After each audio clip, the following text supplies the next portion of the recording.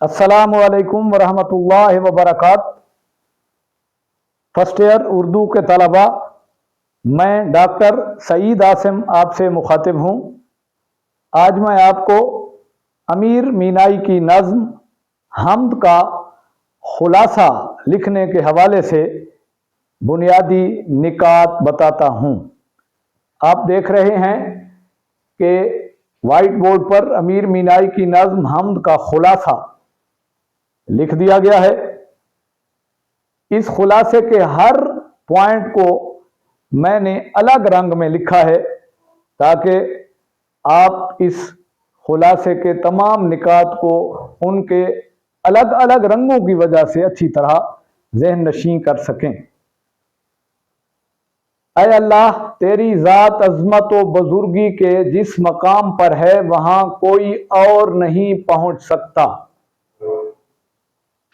انسانی آنکھ تیرے مقام کا تعین نہیں کر سکتی۔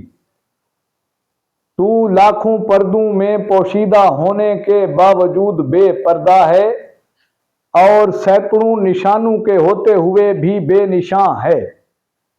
تیری قدرت تنہائی میں بھی جلوہ گر ہے اور ہجوم میں بھی نظر آ رہی ہے۔ تیرے سوا اس کائنات میں کسی کو دوام نہیں۔ تو ہی میزبان ہے اور تو ہی مہمان ہے۔ اس کائنات کے باغ میں ہر طرف رنگ بھی تیرے بکھرے ہوئے ہیں اور خوشبوئیں بھی تیری پھیل رہی ہیں، جبکہ اس باغ کا حقیقی باغباں بھی تو ہی ہے۔ دنیا میں بظاہر تو انسان کے بہت رازداں اور خیر خواہ ہیں، لیکن تجھ سا رازداں اور خیر خواہ کوئی نہیں۔ عزیز طلباء، آپ نے دیکھا کہ حمد کے جو اہم اور بنیادی نکات تھے وہ یہاں میں نے خلاصے میں لکھ دیے ہیں۔ خلاصہ مختصر ہوتا ہے اور اس میں ہر شعر کا مرکزی خیال لکھا جاتا ہے۔ امید ہے آپ کو آج کی یہ ویڈیو پسند آئی ہوگی۔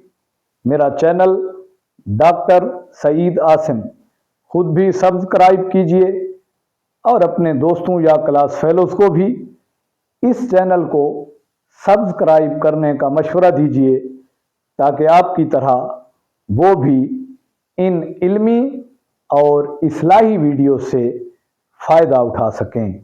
اجازت دیجئے، اللہ حافظ۔